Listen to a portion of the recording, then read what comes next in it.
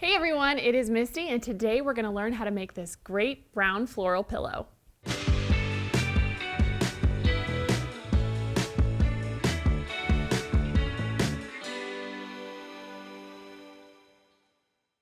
To make this adorable round floral pillow, you're going to want to grab your favorite pack of 10-inch squares. Of course, I recommend something with a floral pattern. It just kind of lends itself to it. You're also going to need a yard of fabric for your background, some interfacing, and this circle cut ruler is super helpful.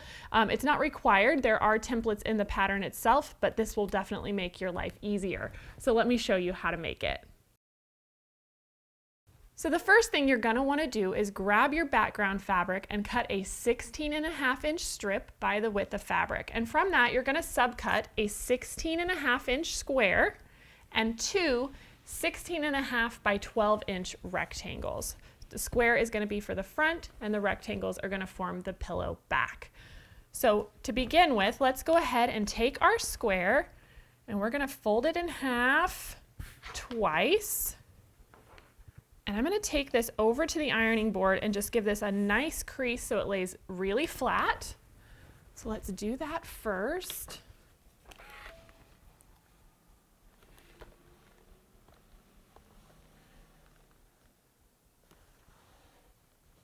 There we go. So once we have that done, in the pattern, there is a template for your 16-inch quarter circle. And so what you're going to want to do is line this up with your center point here. And now we can use a pen and mark this out so that we can cut out our circle. So if you're comfortable freehanding with your rotary cutter, you totally could. I'm just going to trace it with a pen and come back and use my scissors.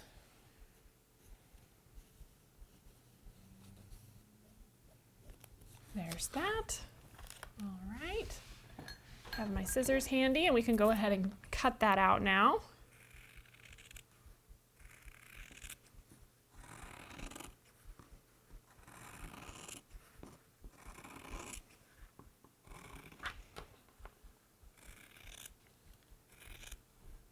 Perfect. Okay, let's look at that, make sure it looks good. There is the circle that will be the base of our flower. We can go ahead and set this aside for now. So in the pattern, you have this quarter circle template, and then there's an additional piece that you attach to make the backing. And so we're going to go ahead and line this up and tape this in place. And so from those rectangles, I went ahead and turned under one long edge 1/4 inch twice and top stitched. I like to do that first. I just find it to be easier when it's still a rectangle. And so you can do it either way, but that's my preference. And so then instead of putting this in fourths, we're just going to press this in half. So let's go ahead and press that over here. We just want this to lay nice and flat so that we can mark our template and not have any shifting. So now we can bring this back over here. And so our crease line is going to line up with the straight edge of our template. And we can just place this right on the edge. If you want to put some pins or something in here so that it doesn't shift, feel free to do that. I just like to hold it in place. And so we're just going to trace this now for the back side of our template.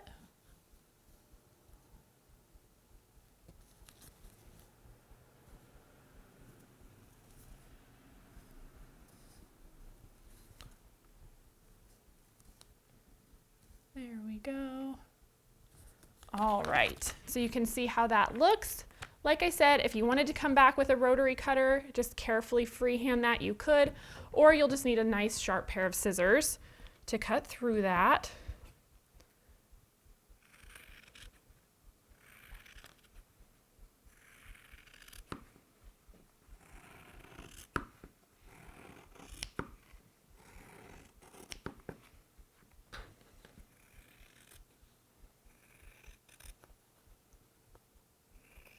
Perfect. All right, now I went ahead and already made the other one.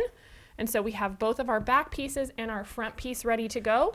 We're going to set these aside for now, and we can get on to making our petals. All right, so now I have one of my 10-inch print squares. You're going to use the majority of your pack, and I also have some interfacing that I cut, and we are going to add this to the wrong side of our fabric. So we're gonna go ahead and flip that over to the wrong side, and with this interfacing, you're looking for the bumpy side, that is the glue, and you wanna put that down towards your fabric. And so I'm just going to kind of center this on here. We really just want it to give some extra body to the petal itself. And so now we can take this over to the ironing board and we can press this with a hot, dry iron. If you're ever worried about the glue seeping through, you can use a pressing cloth, but I don't typically have any trouble. So we're just going to make sure that's completely fused. All right, so once we have the interfacing fused on there, we're going to go ahead and fold this in half and press this in half as well. There we go. Now we can bring this back over to our cutting mat, and if you have the easy circle cut ruler, it makes this very simple. Otherwise, you can just use the templates that are provided in the pattern. For our first few, we are going to be using the 8-inch measurement of our ruler. And so when you're using half circles, it's the lower straight edge that you want to match up with the edge of your fabric. And then you can either cut right in the groove or you can mark it with a pin. So we're just going to take our time. We're going with the 8-inch measurement.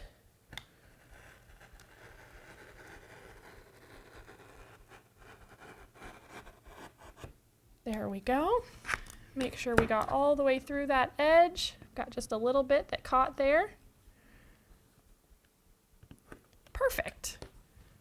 You can see how quickly that comes together. And so now we can put these right sides together.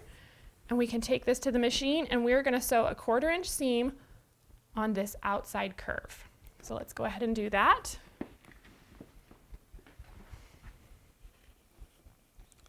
Just make sure everything stays lined up.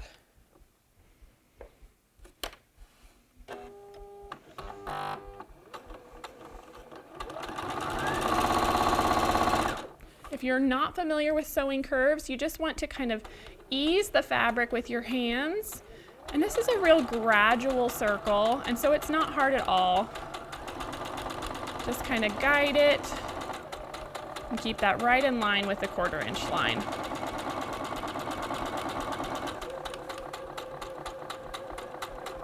There we go. All right, and so now we're going to turn this right sides out. So I'm just going to flip this, and I'm going to use my nails or a turning tool and just get a really clean edge on that circle, just like so. And then we can take it to the iron and press that down. So let's go over here. I'm just going to make sure everything is laying nicely. We don't have any little tucks or pleats in there. And we'll just press this in place. All right, so now we have this petal done. And so this is the 8-inch size. You're gonna repeat this until you have 21 at 8 inches. And so I have a few of those done here. And then in the exact same way, exact same process, you're gonna make 2 smaller sizes. We're also going to need a 6-inch. You're gonna need 9 of those. And a 4-inch, you'll need 8 of this size. And so now let's talk about how we're going to assemble this pillow. We'll set these aside for just a minute and we're going to bring in our background again. And so the crease lines that we ironed on earlier are also really helpful for the layout. And so we're going to begin with 4 of our 8-inch petals. And we are just going to line these up close to that outside edge, about a 1/2 inch in.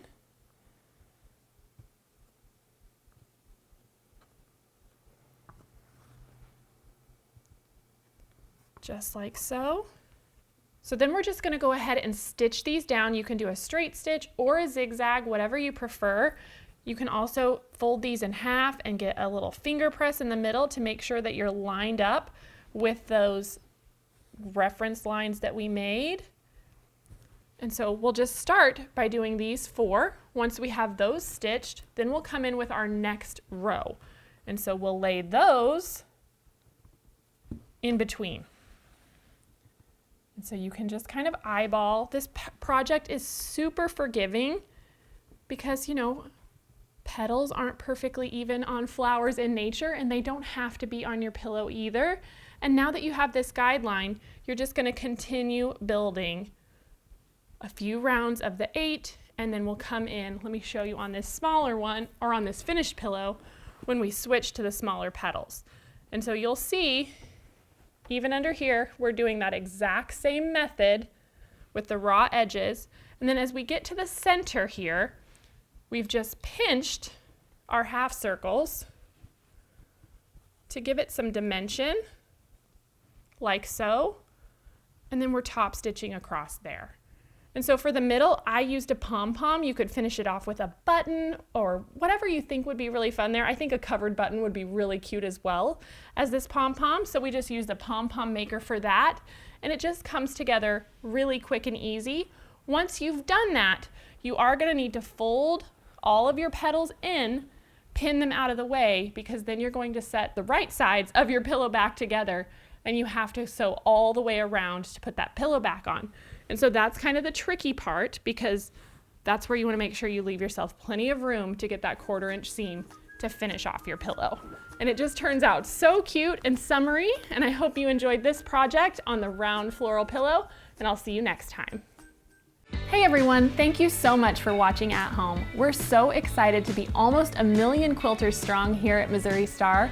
And so if you haven't already joined our family, be sure to subscribe and hit that notification bell so you can be notified of all of our future tutorials, and we'll see you soon.